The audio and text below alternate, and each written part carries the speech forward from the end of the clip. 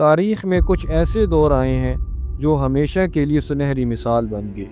یہ وہ دور تھے جب تہذیبیں اپنے عروج پر تھیں، جب علم، انصاف اور طاقت ایک ساتھ چل رہے تھے۔ ایسا ہی ایک دور تھا عباسی خلافت کا 5واں دور، ہارون الرشید کی خلافت۔ یہ وہ زمانہ تھا جب بغداد دنیا کا سب سے روشن اور ترقی یافتہ شہر تھا۔ یورپ اندھیروں میں ڈوبا ہوا تھا، لیکن اسلامی دنیا علم و دانش کا چراغ بنی ہوئی تھی۔ یہی وجہ ہے کہ مورخین آج بھی ہارون الرشید کے زمانے کو اسلام کا سنہری دور کہتے ہیں۔ ہارون الرشید 763 عیسوی میں ایران کے شہر ری میں پیدا ہوئے۔ ان کے والد عباسی خلیفہ محمد المہدی تھے، جبکہ والدہ خزران ایک نہایت بااثر، ذہین اور سمجھدار خاتون تھیں۔ ہارون کا بچپن ہی محل اور علم کے ماحول میں گزرا۔ ان کی تربیت میں بہترین اساتذہ شامل تھے، جنہوں نے انہیں قرآن، حدیث، فقہ، فلسفہ اور ادب پڑھایا۔ اس کے ساتھ ساتھ فن جنگ اور سیاست کے گر بھی سکھائی۔ بچپن ہی سے ہارون الرشید کی طبیعت میں غیر معمولی ذہانت، سخاوت اور حکمت کے آثار ظاہر تھے۔ وہ نہ صرف ایک عالم کی طرح مطالعہ کرتے، بلکہ ایک سپہ سالار کی طرح جنگی تربیت بھی حاصل کرتے رہے۔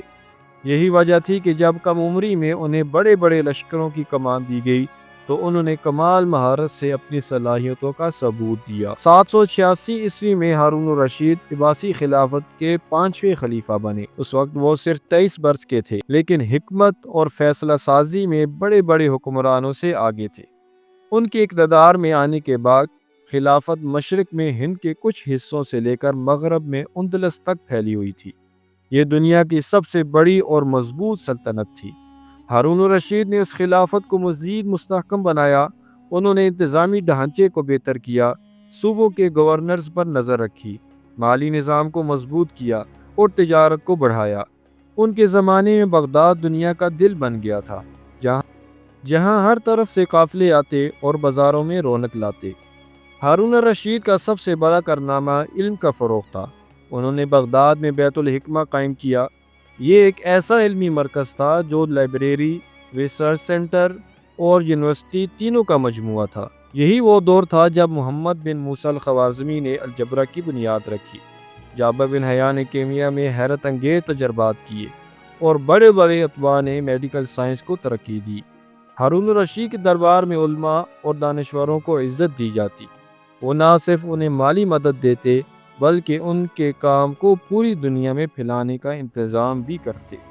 کہا جاتا ہے کہ بغداد کی گلیوں میں علم کی ایسی خوشبو پھیلی ہوئی تھی کہ ہر طرف سے طلباء اور علماء یہاں کا رخ کرتے۔ ہارون الرشید اپنے عدل و انصاف کے لیے بھی مشہور تھے۔ روایت ہے کہ وہ کبھی کبھی بھیس بدل کر رات کو بغداد کی گلیوں میں نکلتے تاکہ خود دیکھیں کہ عوام کس حال میں ہے۔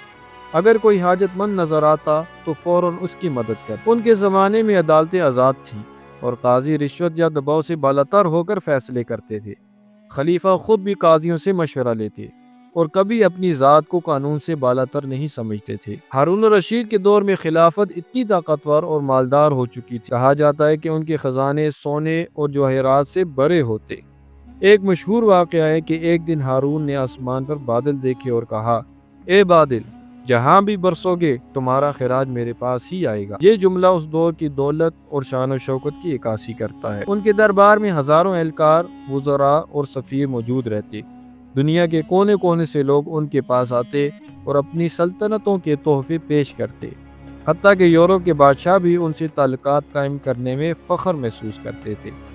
اس وقت یورپ جہالت اور اندھیروں میں ڈوبا ہوا تھا۔ وہاں نہ سائنس تھی، نہ فلسفہ، نہ ہی تعلیمی ادارے، لیکن بغداد میں ہزاروں کتابیں لکھی جا رہی تھیں، تجربے کیے جا رہے تھے اور علم کو عام کیا جا رہا تھا۔ بعد میں یہی علوم یورپ میں منتقل ہوئے۔ مسلمانوں کے تراجم اور ایجادات ہی سے یورپ نے رینائزنس، جسے نشاط ثانیہ کہا جاتا ہے، اس کا آغاز کیا۔ اس طرح ہارون الرشید کا دور نہ صرف مسلمانوں کے لیے بلکہ پوری دنیا کے لیے ترقی اور روشنی کا سبب بنا۔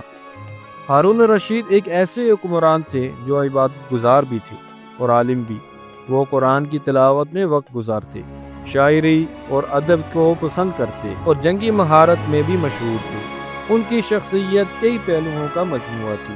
ایک عادل خلیفہ، ایک علم دوست حکمران، ایک شفیق باپ اور ایک طاقتور فاتح۔ 809 عیسوی میں ہارون الرشید کا انتقال ہوا، لیکن ان کا چھوڑا ہوا ورثہ صدیوں تک قائم رہا۔